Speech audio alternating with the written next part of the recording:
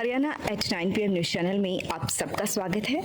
आइए आपको कराते हैं खबरों। खरखोदा गौशाला में 4000 से ज़्यादा गायें हैं और जो गायें उम्रदराज हो चुकी हैं या बीमार हैं वो लगातार मर रही हैं।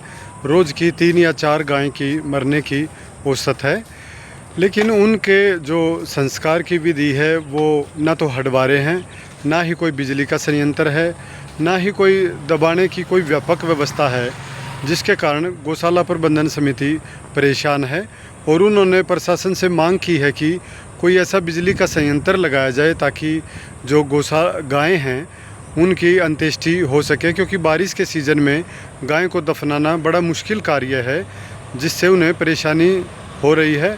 हटवारे न होने के कारण जो मृत गाय हैं उनका निस्तारण भी नहीं हो पा रहा है, तो उन्होंने आज प्रशासन से मांग की है कि इस दिशा में कार्रवाई की जाए। छोड़ी जाती है और इसीलिए जो ना गाय ज़्यादा मोर्टेलिटी होती है, जो गुजर जाती है, क्योंकि इस स्थिति में आती हैं गायें। ये है तो पूरे सारे हरियाणा की गौशालाओं की परेशानी है, पर फिर भी हमारे यहाँ ऑन रोड होने की वजह से क्षेत्र बड़ा है तो लोग जो है ज़्यादा छोड़ जाते हैं और इसीलिए हमें जो है ना ये बार बार इशू आते हैं कि भाई वहाँ इतनी गायें मर गई, उनको दबाने के लिए या हटवारे के लिए।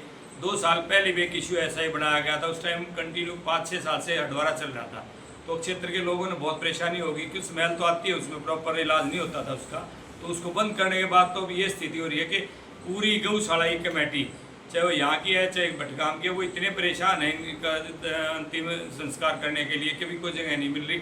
अब 6-7 एकड़ में तो यहाँ दबा चुके हैं, वहाँ भी बहुत सारी स्थितियाँ ऐसे। तो मैं सरकार से अनुरोध यही करूँगा कि भी जो ना ये स्थायी समाधान पूरे हरियाणा का ही हो, और जिन गौशाला में ज़्यादा ऐसी स्थिति रहती है उनके लिए तो बहुत जल्द जो ना ये समाधान सुनिश्चित किया जाए कि भी इनको हम कैसे, चाहे वो गैस से, चाहे वो इलेक्ट्रिक दाह संस्कार, या फिर ज़मीन का ऐसा सिस्टम पंचायती ज़मीन दी जाए कि हम उसमें प्रॉपर इनको दफना सकें। उनकी अंत्येष्टि के लिए एक बहुत बड़ी समस्या आ रही है, न तो कोई सरकार से सहयोग मिल रहा है। सरकार उसमें हमारा सहयोग करे, इनके लिए कोई समाधान करे, बिजली वगैरह का कोई संयंत्र का इंतजाम करे।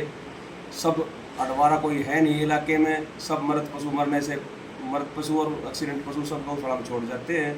अब बारिश का मौसम, अब पानी भरा हुआ है हर जगह, गड्ढे खोदते हैं, उन्होंने नीचे से पानी निकल आया।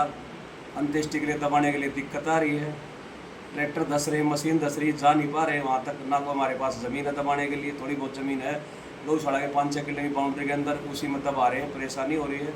कुछ शरारती तत्व जो है वो शरारत कर देते हैं। शिकायत पीछे भी मीडिया वाले बुलाकर उन्होंने गौसेवा आयोग ने कई दिन परेशानी करी हमारे को।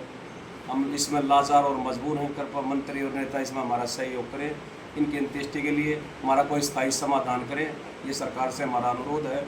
और इसमें हमें बहुत ज़्यादा दिक्कत आ रही है, समस्याओं का सामना करना पड़ रहा है, लोगों से रूबरू होने में दिक्कत आ रही है, चंदा भी लेना है, परेशानी हो रही है, कोई झूठी कोई सच्ची, कैसी कैसी अफवाह, सबसे हम नामने सामने होना पड़ता है।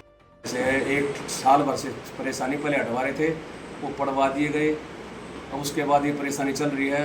कमिश्नर से मिले, सोनीपत रोहतक में हटवारा है, 2 साल से उनके पास हम गए, उन्होंने कहा हम पशु तो ले लेंगे लेकिन आपको यहाँ ले आके देने पड़ेंगे। तो मैं कहा जी रास्ते की दिक्कत, बोले हम जिम्मेवार नहीं। कमिश्नर के पास गए, अगर जी आप लिख के दे दो कोई रास्ते में हमें दिक्कत ना पैदा करे। तो उन्होंने कहा भाई तारा जला दूसरा है, अपने कमिश्नर से फ़ोन करवाओ। हम सोनीपत कमिश्नर से मिले, नगर निगम से, उन्होंने आश्वासन दिया, लिखित में हमने दे गया एप्लीकेशन को, उन्होंने SDM का नाम ले दिया, हम समाधान कराएंगे, अब तक कोई समाधान नहीं हुआ। ये इसके लिए कोई स्थायी समाधान किया जाए, या तो बिजली संयंत्र वगैरह लगाया जाए, या कोई हटवारे कोई सुविधा हमारे लिए ऐसा इनका स्थायी समाधान हो जाए। ये हमारे लिए बहुत बड़ी परेशानी, हम इनका कर क्या सकते हैं बताओ, कहाँ ले जाएँ। ऐसा है जी रोज़ाना 4-5 गायें एवरेज है, किसी दिन 1-2 भी है, किसी दिन 8-7 भी हो जाती हैं। सब बीमार और मृत को छोड़ कर जाते हैं, जो मरने के नज़दीक पहुंच चुकी है। क्यों हटवारे है नहीं, जिसकी भी बीमार हो जाए, कोई दिक्कत हो जाए, 5-5, 6-6 महीने के छोटे बच्चों को भी वहाँ छोड़ कर जा रहे हैं ई रिक्शा में बैठा के लोग, जो ना खेड़ में पानी पी सकता, ना खोर में चारा खा सकता। बताओ क्या करें हम।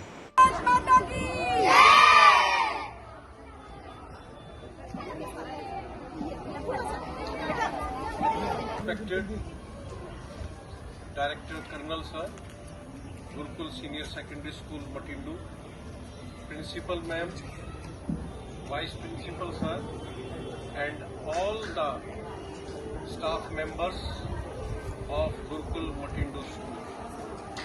और प्यारे प्यारे बच्चों, मुझे बड़ी खुशी हुई कि आप जो है एकता का संदेश लेकर आप एक प्रभात फेरी के रूप में सभी को जागरूक करने जा रहे हैं। जैसे मैं देख रहा हूं कि अनेकता में एकता, भाईचारा, यूनिटी, डिसिप्लिन, इन सब के बारे में आप संदेश देने जा रहे हैं।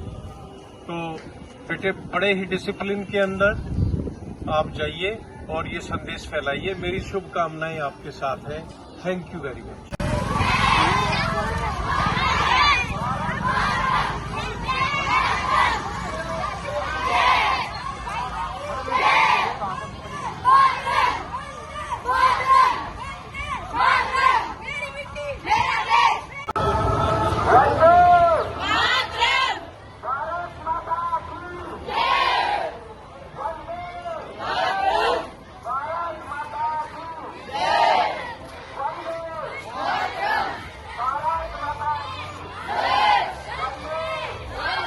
तो आज हम आपको दिखाने वाले हैं फिट इंडिया साइकिल की brands and variety. Okay ma'am, अभी मैं आपको दिखाने वाला हूँ। सबसे पहले स्टार्टिंग में अगर आप देखोगे ओए किड की साइकिल है जो स्पेशल ओनली बच्चों के लिए साइकिल है। दूसरी तरफ आजकल इलेक्ट्रिक साइकिल का काफ़ी जोर है।